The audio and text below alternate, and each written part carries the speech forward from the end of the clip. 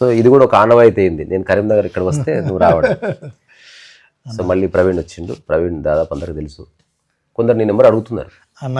నేను చాలా మందిలో కొందరికి ఇస్తున్నా. ఓకే అన్న. అంటే ఎందుకు, కారణం ఏంటి? ఓహో ఇది కారణం అయితే మాట్లాడండి. సో మళ్ళీ ఎప్పట్లాగే ఊరికే కలిసినాం అంతే కదా? అంతే అన్న, అంతే.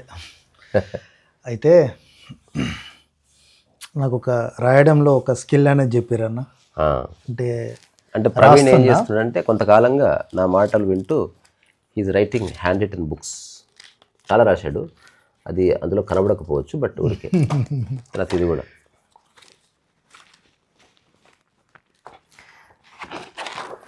నేను చెప్పినవి విని తాను అర్థం చేసుకుంటూ అట్లా ఇవన్నీ రోజు ఒక చిన్న ఒక మెడిటేటివ్ ఎక్స్పీరియన్స్ లేదా నిష్కామ కర్మ అనుకో. సో భవిష్యత్తులో ఒక పుస్తకంగా తీసుకొద్దాం. చాలా రాశాడు. ఇప్పుడు ఇందులో కొంత ఏరి ఒక పుస్తకంగా రాయడానికి ఈసారి అనుకున్నాం మొదటిసారి. ఇట్లా సో ఎన్ని రాసింది రాసా అంటే యాక్చువల్గా ఇట్లా చూస్తే ఇట్లా కనబడుతున్నాయి, కానీ రోజు రాసింది ఒకటే పేజీ అన్నది. అంతే, ఒక్కొక్క పేజీ ఒక జెన్ స్టోరీ ఉంటుంది కదా. ఒక వ్యక్తి దగ్గరికి వెళ్ళి ఒక జన్మాంక్ అడిగాడంట. ఓకే అన్న. మీ బావిలో నీళ్ళు, చిన్న బకెట్ తీసుకెళ్ళాడు, మీ బావిలో నీళ్ళు ముంచుకోవచ్చా అంటే అతను ఊరు వెళ్తున్నాడు. హాయిగా ముంచుకో, కావలసింది వాడుకో అన్నాడు. అతను వచ్చేసరికి బావి ఖాళీ చేసిండు మొత్తం. ఇతను బావి నింపుకున్నాడు. ఓకే, ఆ బకెట్ తోటే. ఓకే, రోజు ఎప్పుడు టైం దొరికితే అప్పుడు. మోటార్ గిటర్ ఏం పెట్టలే. ఓకే, ఇప్పుడు అతను చెప్పింది అదే కదా. ఇప్పుడు అతను అడిగాడు అంతే, మరి నీళ్ళు వాడుకోవచ్చు అంటే హాయిగా వాడుకోవాలి. అంటే మనం ఎక్కువ పని తక్కువ సమయంలో చేయాలనుకుంటేనే స్ట్రెస్ వస్తుంది. అవును, పని చేయడం వల్ల స్ట్రెస్ వస్తలేదు. ఎక్స్పెక్టేషన్ చేసి పని చేసినప్పుడు, తక్కువ సమయంలో చేయాలనుకున్నప్పుడు, గుర్తింపు కోసం చేయాలనుకున్నప్పుడు, ఎవరికో మెచ్చాలని చేసినప్పుడు, లేదా పేరు ప్రఖ్యాతుల కోసం, కీర్తి కోసం చేసినప్పుడే మనసు చెడిపోతుంది. అవును, అదర్వైజ్ పని అనేది ఏ పని అయినా దాని అంతం దానికి ఉంది. అది ఇంతకుముందు నువ్వు అన్న మాట రికార్డ్ అయిన కారణం ఏంటంటే, ఇప్పుడు నన్ను బాధించే ఒక్క మానసిక సమస్య కూడా లేదని చెప్పి. లేదన్న, లేదు. ఉదాహరణకి మా ఇంట్లో అసలు ఒక్క ఉపయోగపడిన వస్తువు కూడా లేదని చెప్తారు కదా. అవును, అంటే ఇంట్లో ఉన్న వస్తువులు తెలిస్తే తప్ప అట్లా చెప్పడం కుదరదు. అట్లా నిన్న ఒక కాన్వర్సేషన్ జరిగింది. నువ్వు అన్న స్టేట్మెంట్ ఎగ్జాక్ట్లీ దాదాపు 1.5 or 2 hours ఉంటుంది. అది ఇక్కడ ఇంటర్నెట్ లేదు కాబట్టి పెట్టాను, ఊర్లో పెడతా. Okay, okay. దాంట్లో ఏంటంటే ఇప్పుడు రకరకాల ప్రవచనకారులు చెప్తున్న టాక్స్ అంతా ఒక రకంగా ఉన్నాయి. అసలు మీదేం ఆధ్యాత్మికత? అవును, అసలు మీది ఏ కోవకు వస్తుంది అంటే నేను చెప్పాను, ఇది నాది అస్తిత్వం సంబంధించిన వ్యాఖ్య. ఇది ఆధ్యాత్మికమా లేదా ప్రాపంచికమా లేకపోతే సాంప్రదాయమా నువ్వు నిర్ణయించుకో. మిగతా వాళ్ళంతా నిన్ను ఎంగేజ్ చేస్తున్నారు వాళ్ళ మాటలతో. అవును, నేను నిన్ను లిబరేట్ చేస్తున్నాను ఆ మాటలతో. అవును, అంటే మీరు ఇక్కడ ఒక సాంప్రదాయం అని, ఒక దేవుడు అని, ఒక ఫార్మేట్ అని మీరేం చెప్తలేరన్న. అవి లేవని కాదు, వాటి విలువ వాటికి అంటే వాటి ఉన్నాయి. ఈరోజు మధ్యాహ్నం కూడా టెంపుల్కి వెళ్తున్నా. అవును, అయ్యో నేను తిరుపతిలో వచ్చిన. అంటే ప్రతి వ్యక్తి ఏం చేస్తుండో హఠాత్తుగా నిర్ణయానికి వస్తున్నాడు, అందుకని మళ్ళీ దానికి ఆ బ్యాలెన్స్డ్ వ్యాఖ్య చేయవలసి వచ్చింది. అంటే మీ టాక్స్ రెగ్యులర్గా వినే వాళ్ళు ఎవరు కూడా ఈ చిన్న చిన్న మాటలను అపార్థం ఏం చేసుకోరన్నా. అంటే లోతుగా ఆలోచించి మాట్లాడే విషయాలే. అంటే లైఫ్ను అర్థం చేసుకోవడానికన్నా సరే, ఇప్పుడు దేవుళ్ళు నమ్మకాలు అట్లుండని, గురువులు నమ్మకాలు అట్లుండని, పుస్తకాల నమ్మకాలు అట్లుండని, కానీ వాటన్నిటికీ బియాండ్గా ఒక ఆచరణాత్మకమైన మార్గం ఉందన్న. అది మీరు చెప్పేది అదే. సులభ, very simple way how to live ఈజీలీగా, how to empty your mind. మనస్సు మీద మరకలు లేకుండా ఎట్లా జీవించా మాట్లాడు అన్న. ఒక్కసారితో మాట్లాడుతున్నా, ఒక 10 నిమిషాలు అయ్యాయన్న. చెప్పండి.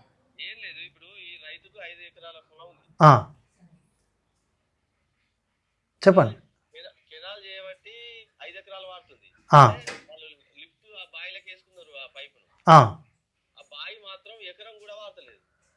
ఏం కాదు, ఎంత అయితే ఉంటుందో అంతే చూయించు, ఏం కాదు.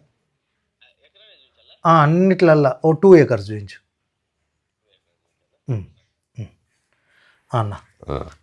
అయితే మీరు చెప్పేదన్నా, అంటే ఇప్పుడు మీరు నన్ను రమ్మని కాల్ చేయలేరు. నా అంతటగా నేనే స్వచ్ఛందంగా మీరు వచ్చిన ప్రతిసారి నేను వస్తా. ఎందుకు వస్తా అంటే ఒక మీ దగ్గరకు వస్తే అంటే మామూలుగా అంటారుగా అన్న, ఒక టెంపుల్లో ఒక గర్భగుళ్ళు ఉంటే ఎంత ప్రశాంతత ఉంటుందో మీ దగ్గరికి వస్తే అట్లా ఉంటుంది. ఎందుకు అంటే మీ దగ్గర ఫస్ట్ సంశయం అనేది లేదు. మీరు చెప్పాలనుకున్న ఏ విషయాన్ని కూడా చాలా క్లారిటీ చెప్పేస్తున్నారు. అది కూడా నిర్భయంగా బోల్డ్గా చెప్పేస్తున్నారు చాలా విషయాలు కూడా. అంతే అన్న. అంటే ఒక్కొక్కరు ఒక్కొక్కలాగా తీసుకుంటారు. అంటే లైఫ్కి ఏది ఫండమెంటల్గా ఏం అవసరం అసలు. అంటే నాకు వెరీ స్టార్టింగ్ నుంచి మీ వీడియోలు దాదాపు 3 years దాటిందన్న. స్టార్టింగ్లో ఇబ్బంది అనిపించింది నాకు. అంటే ఏంటిదంటే రెగ్యులర్గా వినటోని కానీ ఇంటే బాగానే ఉండేది, కానీ అది నిలుపుకోవడం కష్టమయ్యేది వెరీ స్టార్టింగ్లో. కానీ తర్వాత ఒక్కొక్కటి దాన్ని ఆచరణలో పెట్టి దాన్ని నా ఇంప్లిమెంటేషన్లోకి తీసుకుంటే ఇది ఇంత సులభమా? మీరు చాలాసార్లు అన్నమాట అది నిజమన్నా. లైఫ్ని అర్థం చేసుకోవడానికి సంవత్సరాలు, నెలలు, వారాలు అవసరం లేదు. ఒక గంట చాలు, ఒక క్షణం చాలు అంటారు కదా అన్న. అవును, అది సరిపోతుంది అన్న. అంటే మీరు అంటారు కదా బాగా తెలుసుకోవాల్సిన అవసరం లేదు అసలు అట్లా. ఇప్పుడు నాకు ఇప్పటి వరకు ఐప్యాడ్ ఎట్లా వాడనో నాకు తెలియదు. అవును, నాకు అవసరం లేదు. అవును, సరే నాకు ఒక వర్క్ పరంగా అవసరం అంటే నేర్చుకుంటా. మిగతా అది అట్లా మనం తెలుసుకోని విషయాలు చాలా ఉన్నాయి, తెలియని విషయాలు కూడా చాలా ఉన్నాయి. అవి తెలుసుకోవాల్సిన అవసరం లేదు. కానీ లైఫ్ ఈజీగా గడపడానికి, సులభంగా గడపడానికి, ఆనందంగా గడపడానికి అతి తక్కువ విషయాలన్న ఒక మీ దగ్గర కూర్చుంటే అరగంటలే చెప్పేస్తారు. అవి పట్టుకుంటే సరిపోతుంది. అంతే అంతే. సో నిన్న జరిగిన చర్చలో అన్న నేనేం చెప్పానంటే వాళ్ళు ఏం చెప్తున్నారు అది నాకు సబ్జెక్ట్ కాదు. ఎవరు నోరుంది, ఎవరన్నా ఏదైనా చెప్పొచ్చు. విషయం ఆ చెప్తున్న వ్యక్తికి కూడా మనసులో మరకలు ఉండటానికి వీలేదు. అవును. ఇప్పుడు ఒక వ్యక్తి దగ్గర 10,000 మంది వింటున్నారని చెప్పి అతను సత్యం చెప్తున్నాడని మనం అనుకోవాల్సిన అవసరం లేదు. ఒకటి చెప్తే ఎవడినట్లే, కానీ దాని అర్థం ఇతను ఏదో సరిగ్గా చెప్పట్లేదు అనుకోవట్లే. అసలు ఆ సంఖ్యను పక్కన పెట్టి, ఆ మంది మార్బలాన్ని పక్కన పెట్టి, ఆ డెకరేషన్ పక్కన పెట్టి అసలు విను. అది నీకు ఏ మేరకు నీకు ఆచరణ యోగ్యం అనేది నువ్వు చెక్ చేసుకోవాలి. బాగుంది బాగాలేదు కాదు, ఆచరణ యోగ్యమా కాదు. అది నిన్ను లిబరేట్ చేస్తుందా, అది నిరికిస్తుందా అని నువ్వు చెక్ చేసుకోవాలి ఎవ్రీ టైం. ఏదైనా ఇప్పుడు నేను టీషర్ట్ వేసుకుంటున్నా, టీషర్ట్లు నేను ఎరగాలనుకుంటున్నా, టీషర్ట్ నాకు ఉంటే సరిపోతుందా అనేది పాయింట్ కదా. సో ఈ చిన్న విషయంలో స్పష్టత, నాకు కొంచెం టైట్ అయ్యింది, కొంచెం లూజ్ చేయండి అంటావు. మరి మానవ సంబంధాల విషయంలో టైట్ అయితే, డబ్బు విషయంలో నీకు అవగాహన లేక ఒక రకమైన బిగ్గర్ అవుతుంది, అది సఫకేటింగ్ ఫీల్ అవుతున్నాడు మనిషి. సో నేను ఓవరాల్గా ఏం చెప్పానంటే అన్ని ఆధ్యాత్మిక సారాంశాలన్నీ మనసు దగ్గరికి వచ్చి ఆగుతాయి. నేను అనబోతున్నా, మీరు అన్నారు మనసే కదా అన్న అన్నీ. ఇప్పుడు మీ టాక్స్ ఎక్కడ ఇంపాక్ట్ అవుతుందంటే మనసులోనే ఇంపాక్ట్ అవుతుంది అది. అవును. ఇప్పుడు ఇంతకుముందు మాట్లాడుకున్నట్టుగా కొద్దిమంది యోగాను బాగా ప్రమోట్ చేసి అదే లిబరేషన్ వైపు తీసుకెళ్తుంది అని చెప్తున్నారు. కానీ నేను స్టార్టింగ్ స్టేజ్లోనే గుర్తించిన, అంటే మీరు చాలాసార్లు అన్నారు అది బాగా చేస్తే, యోగా బాగా చేస్తే, ఫర్ ఎగ్జాంపుల్ జిమ్కి వెళ్తే, రన్నింగ్కి వెళ్తే బాడీ బాగా అవుతుంది. మనసు ఎట్లా బాగా అవుతుంది? మనస్సుకు యోగాకు సరే ఒక రకమైనటువంటి అలైన్మెంట్ తీసుకొస్తుంది కావచ్చు, బాడీ బాగుంటే అలైన్మెంట్కి తీసుకొస్తుంది, కానీ దాని ద్వారానే లిబరేట్ అవుతాము అనేది అబద్ధమే కదా. అవును. ఇప్పుడు ఎవరైనా అర్థం చేసుకుని చిన్న కాంటెక్స్ట్ చెప్తా. నీ మనసు ఒక అద్దం అనుకో, అడవిలో పెడితే అడవి రిఫ్లెక్షన్ పడుతుంది, అంతే. ప్యారిస్లో పెడితే ప్యారిస్ రిఫ్లెక్షన్ పడుతుంది. 300 సంవత్సరంలో పెడితే 300 సంవత్సరంలో ఉన్నవి అందులో పడతాయి, అంతే. 2050లో పెడితే 2050 అనేది పడుతుంది. అంటే అర్థమైంది, మనసుకు తెలియదు తనలో ఏం నింపుకోవాలి. చుట్టుపక్కల ఉన్న సందర్భమే మనకి ఇల్లు ఎట్లా కట్టుకోవాలని ఎట్లా తెలుస్తుంది. ఇక్కడ ఒక్కరు కూడా చైనీస్ వాళ్ళ ఇల్లు ఎందుకు కట్టుకోవట్లేదు అంటే ఇక్కడ చైనీస్ ఇంటి యొక్క రిఫ్లెక్షన్ ఇంకా నీ మనసులో పడలేదు. అట్లా కాకుండా ఇదే ఊర్లో 20 చైనీస్ లాంటి ఇళ్ళు, ఒక 3 జపనీస్ లాంటి ఇళ్ళు, ఒక 5-6 మ్యాన్షన్స్, ఒక 7-8 గుడిసెలు ఉన్నాయి అనుకో, ఇప్పుడు యూ హ్యావ్ ఆప్షన్స్. అవును. ఎక్కువ మంది చైనీస్లు కట్టుకుంటున్నారా, ఆ డిజైన్ బాగుందని మనసు చెప్తుంది. అంటే మనసు అంటే ఏంది, నువ్వు జీవిస్తున్న ప్రపంచం యొక్క రిఫ్లెక్షనే, అంతే. సో మనిషి మీద పడే రిఫ్లెక్షన్ సరిగ్గా చూస్తే ఎక్కువ లేవు. డబ్బు అనేది ఒక రిఫ్లెక్షన్, దాని పట్ల ఒక క్లారిటీకి రా. అవును. మానవ సంబంధాలు ఒక రిఫ్లెక్షన్, క్లారిటీకి రా. నీ పని అంటున్నావు, దాని పట్ల క్లారిటీకి రా. గౌరవం అంటున్నావు, దాని పట్ల క్లారిటీకి రా. అప్పుడేమవుతుంది, ఈ అన్ని స్పష్టతల మధ్యనే లిబరేషన్. అంతే. నిద్రలో ఈ క్లారిటీస్ ఏం అక్కర్లేదు, ఎందుకంటే మనసు లేదు కాబట్టి లిబరేషన్ ఉంది అక్కడ. ఇప్పుడు ఇందులో రాసింది అదే అన్న, నిద్రలో అన్ని పక్కకోతున్నాయి. అవును, అన్ని నువ్వు ఆడమగుడు. లాస్ట్కి మనము ఏంటంటే చాలా ఇట్లా నిద్రలా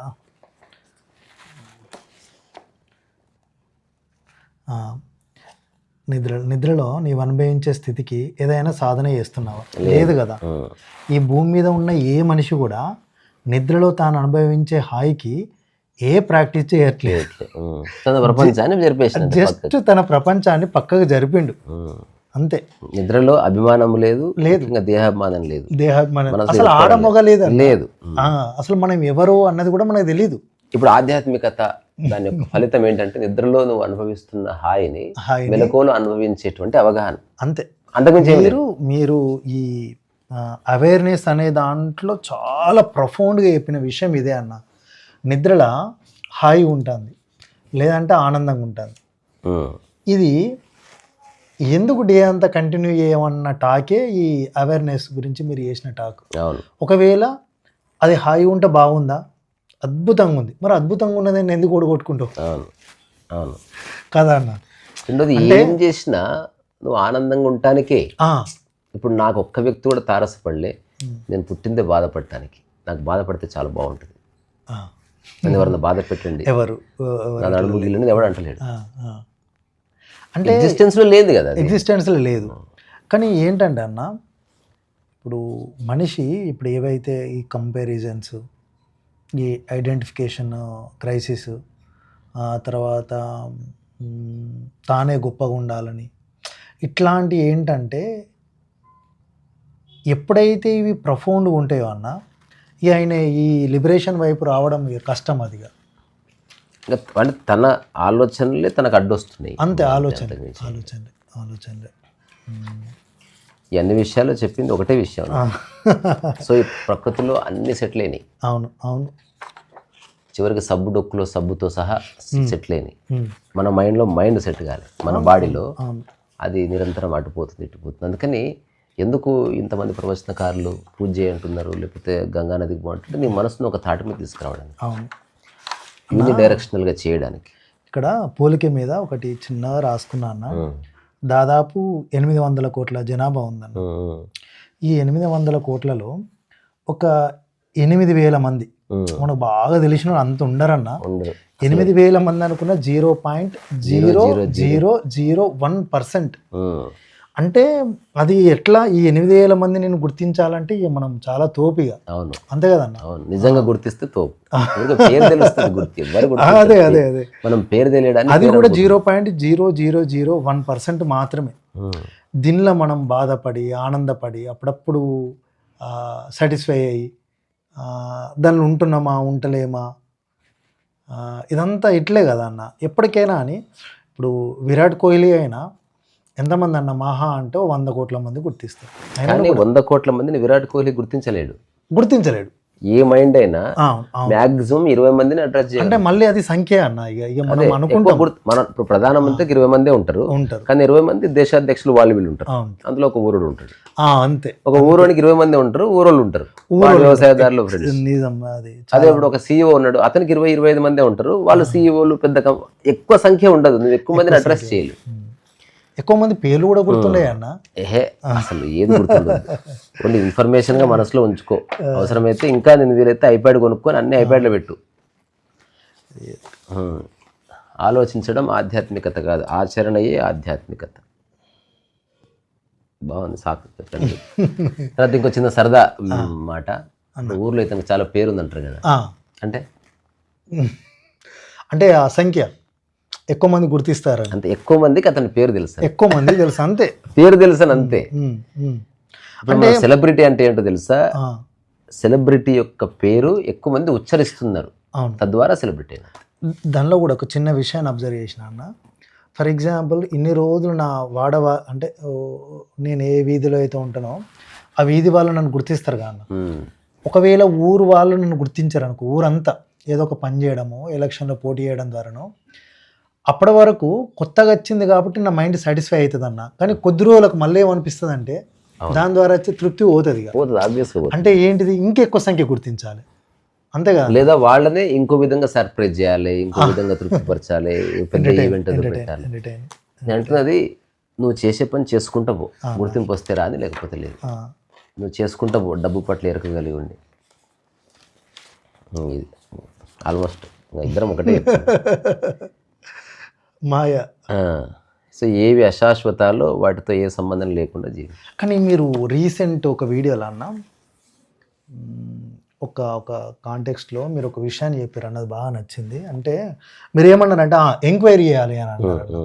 అంటే అసలు ప్రతిదీ ఎంక్వైరీ మెథడ్ వెళ్తా అంటే మీకు ఒక సొల్యూషన్ దొరుకుతుందని, అంటే ఒక సమాధానం దొరుకుతుంది, అది నీదైన అన్వేషణ ద్వారా దొరుకుతుంది అని చెప్పారన్న. చెప్పిన ద్వారా దానిలో నాకు ఒకటి విషయం ఏంటంటే, నేను ఒక విషయాన్ని అనుకున్నా, దాని దగ్గర వరకు వచ్చి మళ్ళీ మీరు వేరే విషయంలోకి వెళ్ళిపోయారు. మనిషి ఎక్కడికి వెళ్తారు అని ఒకటి చెప్పారన్న.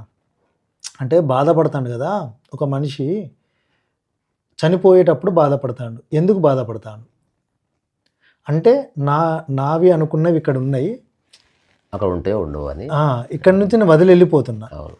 తర్వాత అటాచ్మెంటే బాధిస్తుంది, వేరే ఏది బాధించదు. అవును అవును. ఇప్పుడు ఎదురుగా వస్తువు పగిలిపోయింది, నువ్వేమో బాధపడతావు, నీ వస్తువు అని చెప్పగా నా వస్తువు అని తెలియగానే బాధపడుతుంది. మొన్న ఒక చిన్న ఆర్జే నావేద్ అని ఉంటాడు, ఒక అతను చాలా ఫేమస్, హిందీ రేడియోలో అట్లా ఇట్లా పనిచేస్తాడు. అతను ఒక యూట్యూబ్ ఛానల్ కూడా ఉంది, చాలా సరదాగా ప్రాంక్స్ అట్లా చేస్తూ ఉంటాడు. సో ఒక వ్యక్తికి ఒక అమ్మాయి ఫోన్ చేస్తుంది, చేసి ఏదో మాట్లాడుతుంటే ఒక అతను వచ్చి, అదే కార్ని నేను రాడ్ తీసుకొని కొట్టాను పగిలిపోయింది అనేదో చెప్పుకుంటాను అనమాట. ఎందుకు కొట్టామని ఫోన్లో ఉన్నాడు అడుగుతుంటాడు. అడిగితే రాంగ్ ప్లేస్లో పార్కింగ్ చేసినందుకే కొట్టినా అంటే, అట్లా చేయొద్దు కదమ్మా పార్కింగ్ అని ఇతను కన్విన్స్ చేస్తుంటాడు. Okay okay. ఫైనల్ ఏం చెప్తారంటే అది నీ కార్ అని చెప్తారు. అప్పుడు అంతసేపు ఒక 10 నిమిషాలు చాలా బాగా ఎక్స్ప్లెయిన్ చేసిన నాలెడ్జ్ అంతా పోయి హఠాత్తుగా బూతులు తిట్టుకుని అసలు ఎక్కడున్నా మీరిద్దరు మీరు ఎత్తివల కొడతాను బయలుదేరుతారు వాడు.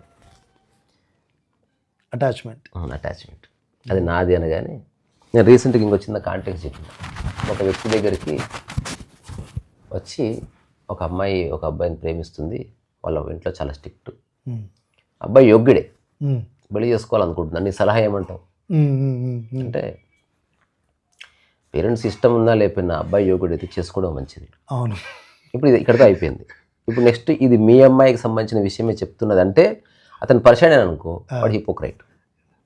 ఒక యోగ లక్షణం అనుకో, మా అమ్మాయి అయినా ఏ అమ్మాయి అయినా అదే సొల్యూషన్ అంతే. ఒకవేళ మా ఇంట్లో జరిగితే వాళ్ళు చేసుకుని బాగుంటే నాకు ఓకే, ఇలా కనుక చెప్పగలిగితే నువ్వు ఇప్పుడు అన్బయాస్డ్ అనమాట.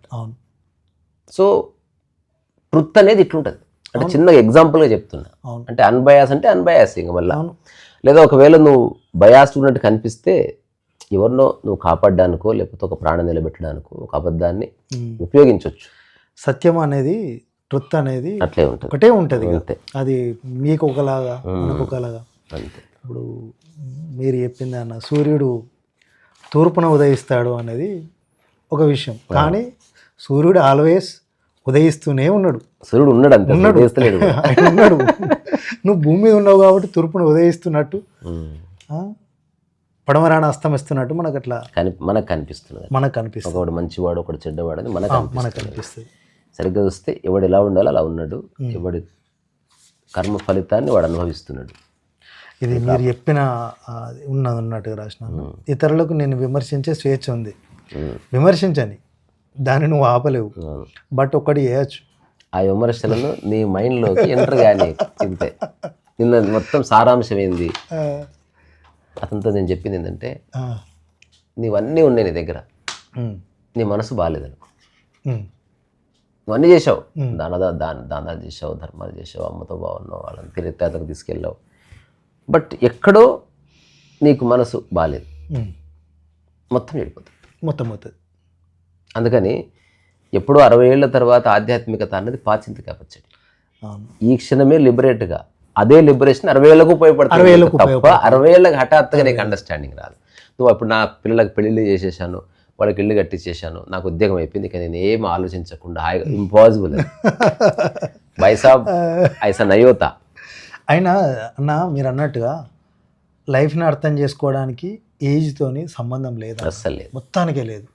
మీరు ఒక టాక్లో ఒకసారి పెట్టారన్న, నేను చాలా అంటే ఫస్ట్ కొద్దిగా సఫర్ అయినా. ఏమన్నారంటే సర్టెన్ ఏజ్ 35 ఇట్లా దాడితే 35 ఎంతో, అదే ఎన్లైటన్మెంట్ కాదు, మీరు బిట్వీన్ 21 నుంచి 42 మధ్యనే ఎన్లైటన్మెంట్. ఇంకా ప్రిసైజ్ ఇవ్వాలంటే 21 నుంచి 39 లోపే లైఫ్ అర్థం కావాలి, లేకపోతే కాదని చెప్పి అంటే నేను ఫస్ట్ మీరు తమ్మునేలు చూసిన, నేను తమ్మునేలు చూసారే అన్నిట్లెందుకు చెప్పి జ్ఞానోదయానికి వయసు సంబంధం ఉందా కాంటెక్స్ట్ అయితే మళ్ళీ నేను చివరిలో ఏం చెప్పిన, ఎవరికైతే శరీరం పట్ల ధారణ ఉంటుందో వాడికి అంతే, ఇంకా అంతే.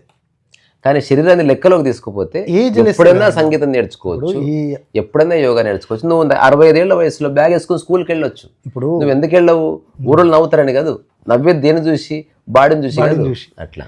ఈ అనంతమైన సమయంలో మన బాడీ ఏజ్ ఎంత అన్న? నథింగ్ అసలు. ఎంత అన్న? ఇప్పుడు ఒకరితో పోల్చుకుంటే నా ఏజ్ ఇంత అని తెలుస్తుంది అన్న, అంతే. అందరు మనకంటే పెద్దవాళ్ళు అయితే వయసులో, అప్పుడు మన చిన్నోళ్ళ అనిపిస్తుంది. నెలకు సంవత్సరం అనుకో, ఇప్పటికీ మనకు 1000 సంవత్సరాలు. ఇదంతా మనం చేసుకునే విభజన. అందరూ 100 సంవత్సరాలకు లైఫ్ ఎండ్ అనే ఒక లిమిటేషన్ ఉందన్న అని పెట్టుకుంది. 10,000 సంవత్సరాలు బతికితే అసలు ప్రతి మనిషి అసలు మనం అయితే చిన్న, అప్పుడు ఓన్లీ ఎవరైతే వర్తమానంలో జీవిస్తారో వాళ్ళ పనులు వాళ్ళు చేసుకుంటారో వాడికే జీవితం తెలుస్తుంది. అదొక్కటన్నా, నిష్కామ కర్మలు ఉన్నోనికే ఆ లైఫ్ గడుస్తాడు, చచ్చిపోతాడు. ఇట్లాంటి 10,000 సంవత్సరాలు ఎట్లా గడుస్తుంది అన్న? మనకు అత్యంత తక్కువ సమయం ఉంది కాబట్టి మనం అన్ని ఆర్డర్ చేసుకుంటూ వెళ్తున్నాం. అనంతమైన సమయం ఉంటే ఏం చేయాలని ఏమర్థమవుతుంది అన్న? అప్పుడు ఓన్లీ వర్తమానంలో ఉంటుంది. స్వర్గంలో there is no age, there is no hunger, okay, and there is no lust, okay అని చెప్పిన తర్వాత ఇంకెందుకు పీకనికి బతికి. అసలు ఇక్కడ నీకు ఎగ్జైట్మెంట్ ఇస్తున్నదే అవి. అవును, నువ్వు మధ్యాహ్నం అయితే ఎగ్జైట్ అవుతున్నావు, మంచి భోజనమా, పిజ్జా తీసుకురా ఏదో అంటున్నావు, రాత్రి అయితే శృంగారం చేయడానికి కాస్త ఆసక్తి చూపిస్తున్నావు, లేకపోతే జీవేచ్ఛ ఉంది, ఏదో ఉంది. అక్కడ ఏమీ లేవనుకో, ఒకవేళ అక్కడ నువ్వు ఉండాలంటే నువ్వు జోంబీ అంటే నీ మైండ్ దొబ్బి అటుంటావు అంతే. స్వర్గంలో 1,00,000 కోట్లు ఐసీయూలో పేషెంట్ లాగా ఉంటుంది పరిస్థితి, వాడికి తెలియదు కోమాలు ఉన్న పేషెంట్ లాగా. ఒకవేళ నువ్వు అన్ని సెన్సెస్లో ఉన్నావు అనుకో, అప్పుడు నీకు ఒక్కటే ఆధారం నిష్కామకర్మ. అక్కడ కూడా ఎంత నేల ఉందా అని ఇంద్రుడిని అడిగి చాలా గడ్డపారిస్తారు అని చెప్పి తోట నెగటిందో పెంచుకుంటూ ఏ రోజు దా రోజు, ఏ క్షణానికి ఆ క్షణం గడిపే వాడికే అసలు జీవన్ముక్తి తప్ప లక్ష్యాలు ఉన్నవాడు ఇదే. మీరు అందరు వేగంగా పరిగెడుతున్నారు ఎటువైపు అంటే మీరే ఒక అర్జెంట్ స్టోరీలో చెప్పారు. ఎవరు ఎటు పరిగెత్తిరా, నువ్వు యాక్చువల్గా వెళ్తున్నది శ్మశానం వైపు.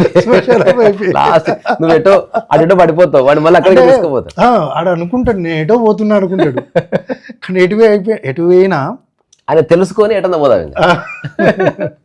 నేను రియల్గా పోతున్నా శ్మశాన వాటికి వైపే, కానీ నేను ప్రస్తుతం వేరే దిక్కు పోతున్నా. ఒకవేళ నేను ఎక్కడన్నా వేరే దిక్కు పడిపోయినా నన్ను మా ఒరిజినల్ ప్లేస్కి తీసుకెళ్ళండి చెప్తారు అందరికి. అందుకే ఎప్పుడు ఎట్టుపోయినా చిన్నపిల్లాడు తప్పిపోతే ఇంటికి చేర్చినట్టు అందరు చచ్చిపోగానే శ్మశాన వాటికి చేరుస్తారు. అంటే నీ రియల్ డెస్టినేషన్ అదే, నువ్వు ఏదనుకున్నా. అంటే నాకు అనిపించిన విషయాలన్నా వీటన్నిటిలో ఈ పేజ్ దగ్గర చాలాసేపు ఆగినా అన్న, ఎందుకంటే ఈ ఒక్క విషయము సరిగా అర్థం చేసుకుంటే ఇంకా కొద్దిగా ప్రొఫౌండ్గా అర్థమవుతుంది అన్న. ఇవంతా నెగిటివ్ కాదు, నెగిటివ్ ఇది తెలుసు కాబట్టి నేను రకరకాల నేను ఎక్కడ పడిపోయినా ఏ ఊర్లో మరణించినా తీసుకొస్తారు ఇక్కడికి తీసుకొస్తారు. అందుకని ఇంకా బాధ లేదు. అంటే ఇంకోటి ఎవరికి చెప్పనవసరం లేదు, ఎక్కడ తీసుకుపోవాలని అవసరం లేదు. వాడు పడిపోయిందా పట్టుకెళ్ళండి రవి అంట. అంటే నువ్వు స్పృహతో ఉన్నప్పుడన్నా మార్గం తెలుసుకోవాలి, కానీ అప్పుడు మార్గం తెలుసుకోవాల్సిన అవసరం లేదు. ఏ యాంగిల్ డెడ్ బాడీ ఉన్నా రైట్ యాంగిల్ తీసుకెళ్తారు, రైట్ డైరెక్షన్. అది ఏదేమైనా నువ్వు చెప్పిన మాట నాకు చాలా నచ్చి చర్చ కలిపాను అన్న. అదేంది అంటే, నాకు ఏ మానసిక సమస్యలు, నన్ను బాధించే సమస్యలు లేవన్నావు చూడు అన్న. లేవు. అది ఒక జ్ఞానం అంటే వ్యాఖ్య అది అన్న. ఇప్పుడు అంటే అన్న, నేను ఇప్పుడు మీరు రికార్డ్ చేస్తున్నారు, దీనిలో విషయం ఏంటంటే అన్న, చాలా సింపుల్ అన్న. మీరు చెప్పిన విషయాలు నిజంగా బాగా మనసు పెడితే 1 గంట సరిపోతుంది అంతే. అంటే మీ టాక్లు నేను విన్నా, దాదాపుగా వింటా, కార్లో వెళ్ళేటప్పుడు, ఊరికే ఉన్నప్పుడు. కానీ ఒక్క వరుస ఒక 5 టాకులు అంటే సరిపోతాయండి మీ ఏవైనా ఒక ఆర్డర్ ఒక 5 టాకులు తీసుకుంటే, ఎందుకంటే మీరు ప్రతి దాంట్లో చెప్పేటి గవి 3-4 అంశాలే. అవును అవును. పోలికలు పెట్టుకోకు, స్థిరాభిప్రాయాలు ఉండని. అంటే ఉత్తగానే విషయం అర్థం కాదు. అంటే మీరు ఏది చెప్పినా మళ్ళా ఆ కంటెంట్ మొత్తంలో ఒకవైపే పట్టుకుపోతుంది అన్న మళ్ళా. అవును. ఇప్పుడు చిన్న ఎగ్జాంపుల్ ఇస్తాడు. మళ్ళీ ఎగ్జాంపుల్కి ఆధ్యాత్మికతకి ఏం సంబంధం అనుకుంటే, నువ్వు అనుకుంటే అద్భుతమైన ఒక లింక్ ఉంది. నువ్వు నీళ్లు తాగాలనుకుంటే గ్లాస్ కడుక్కుంటావు. అంటే ఫ్రెష్ వాటర్ రావాలంటే ఫస్ట్ ఎక్కడ ఉందో అది ఫ్రెష్ ఉండాలి. అవును. అంటే నీకు లైఫ్ అర్థం కావాలంటే నీ మైండ్ క్లీన్ ఉండాలి. లేకుంటే నువ్వు ఎట్లా అర్థం చేసుకుంటావు? ఇప్పుడు నేను ఎవరినో సరి చేద్దామని పోయాను, ఆ వ్యక్తి పట్ల నాకు ఆల్రెడీ ఒక చెడు ధారణ ఉంది. నేను ఎట్లా సరి చేస్తావాడిని? ఈ చెడు ధారణ వచ్చేస్తుంది. వచ్చి అక్కడి నుంచి నేను చెడుగానే మాట్లాడతా. ఒక్కసారి చెప్పి వాడికి కొంచెం అటు ఇటు అనగానే వీడు వేస్ట్ ఫెయిల్, వీడు నా మాట నాకు ముందే తెలుసు అని నువ్వు అక్కడి నుంచి వెళ్ళిపోతావు. ఎవరైనా మార్చాలంటే ఫస్ట్ నువ్వు క్లీన్ ఉండాలి. ఎవరికైనా ఏదైనా చెప్పాలంటే ఫస్ట్ వాడు వినకపోవచ్చు అని తెలిసి ఉండాలి. అంతేగాని నేను చెప్తే మారిపోతారు, నేను చెప్తే వింటారు, నేను సోషల్ రిఫార్మిస్టు, ఎవ్వడి మాట ఎవడినాడు, నాకు వినాలనిపిస్తే వింట తప్ప చెప్పావని కాదు. అంటే ఓపెన్ మైండ్తో వస్తేనే సమాచారం అనేది తీసుకుంటాడు అన్న. ఆల్రెడీ అంటే మీరు చెప్పే విషయము తప్పు అన్న ధారణతో కనుక వచ్చి కూర్చుంటే ఎంతసేపు దానికి ఎట్లా కౌంటర్ వేయాలి, ఎట్లా ఆర్గ్యూ చేయాలన్న అంశమే ఉంటుంది. కానీ దానిలో ట్రుత్ ఉందా లేదా, ప్రాక్టికల్గా వర్కౌట్ అవుతుందా కాదా, సత్యం చెప్తాడా చెప్తలేడా. ఇప్పుడు ఇంతకుముందు సూర్యుని ఎగ్జాంపుల్ తీసుకున్నా, ఎవరైనా ఏమంటారు అన్న, తూర్పు వైపే ఉదయిస్తారు అని అంటారు. కానీ సత్యం ఏంటిది, ఎప్పటికీ ఆల్వేస్ సూర్యుడు ఉన్నాడు, అట్లున్నాడు అంతే. నువ్వు ఎక్కడి నుంచి చూస్తున్నావు అనేది ఇంపార్టెంట్. ఒకవేళ అంగారక గ్రహం మీదకి పోయి చూస్తే, మత గ్రంథం రాసింది అట్లా పశ్చిమానికి వెళ్ళి అక్కడ చిన్న చెరువు ఉంటుంది, అందులో మునుగుతాడు అని రాసుకున్నారు. అట్లా కనిపించింది పాపం వాళ్ళకి. చాలా కాలం నమ్మిరు దాన్ని. ఇప్పుడు నమ్మాలా వద్దు, ఎందుకంటే అది ఒక గొప్పవాడు చెప్పిన మాట, పోయి ఇట్లా చెప్పిండేంది అని అనుకుంటున్నారు అన్న. ట్రుత్కు గొప్ప వాళ్ళు చెప్పారు, మామూలు వ్యక్తులు చెప్పారు అనేది సంబంధం లేదు. ఎవరైనా చెప్పచ్చు, కానీ చెప్పడం కాదు, అది ఉంది నీవే. ఇంకా నేను చాలాసార్లు చెప్తా, ఒక వ్యక్తి మాటలను బట్టి నువ్వు కన్విక్షన్ కలగదు, ఆ వ్యక్తిని చూసినప్పుడు తెలుస్తుంది. మాటలకు అతీతంగా అతను వంట చేస్తున్నప్పుడు, అతను కడుగుతున్నప్పుడు, ఎవరు రిసీవ్ చేసుకుంటున్నప్పుడు, అతను కూర్చున్నప్పుడు, అతను లేచినప్పుడు అక్కడ స్థితప్రజ్ఞత తెలిసి నువ్వు ఇంపాక్ట్ అవుతావు. రియల్ ఇంపాక్ట్ మౌనంగానే అవుతుంది. మాటలు పడితే మాటలను నువ్వు ఎట్లా అర్థం చేసుకున్నావు అది మనకు తెలియదు, కానీ చూసి నువ్వు గ్రాస్ప్ చేస్తావు చూడు. అందులో చాలా విషయాన్ని మాటల్లో పెట్టలేము కదా, ఆచరణ ద్వారానే మనము దాన్ని రియల్ ఎసెన్స్ అనేది మనం తీసుకోవచ్చు. తర్వాత ఈరోజు మనం పుస్తకం ఎలా రాయాలో చిన్న క్లాస్ చెప్తున్నాం. చిన్న క్లాస్ చెప్పారు అన్న, అది జనాలకు అక్కర్లేదు. కానీ ఇప్పుడు నువ్వు రాసిన దాన్ని నువ్వు కేటగరైజ్ చెయ్యి. ఇప్పుడు నా దగ్గర పంపించిన 2 వెర్షన్స్ ఉన్నాయి, అవి కూడా నీ దగ్గర ఉన్నాయా? ఉన్నాయి. ఒక కాపీ ఉన్నాయి. ఓకే, ఇప్పుడు మీకు పంపించిన అది కాదు, నాకు పంపించిన ఒరిజినల్స్ పంపించిన ఐడియా ఉందా? అవును ఉన్నాయి, అవి కూడా ఉన్నాయి. అవి కూడా జిరాక్స్ తీసి పెట్టుకున్నావా? ఉన్నాయి. ఓకే, లేకపోయినా నా దగ్గర సేఫ్ ఉన్నాయి. సో ఏదేమైనా ముందు ఒక 150 నుంచి 200 పేజీలు వచ్చేటట్టుగా హ్యాండ్ రైటింగ్ తోనే ఒక బుక్ తీసుకురా. ఓకే అన్న. ఇప్పుడు నేను చెప్పిన కాంటెక్స్ట్ నీకు 100% అర్థమైంది. అర్థమైంది. ఇప్పుడు నీకు అయిపోయాడు అక్కర్లే. ఓకే, ముందు పుస్తకంలో రాసినా పర్వాలేదు. ఫస్ట్ పుస్తకంలో రాస్తాను. పుస్తకంలో రాసిన తర్వాత దాన్ని సరే మీరు అన్నట్టుగా ఒక పుస్తక రూపంలో తీసుకొచ్చి దానికి ఒక మంచి టైటిల్ ఏదైనా సెండ్ చేద్దాం. సరే మరి అన్న, సరే బాయ్ చెప్పు. అంటే మనం ఎంతసేపు చదువుతుంది ఏముండదు, వినోటాలకు కూడా తెలుస్తుంది ఎందుకు వింటున్నా అని డౌట్ వస్తుంది. నష్టం అయితే లేదు.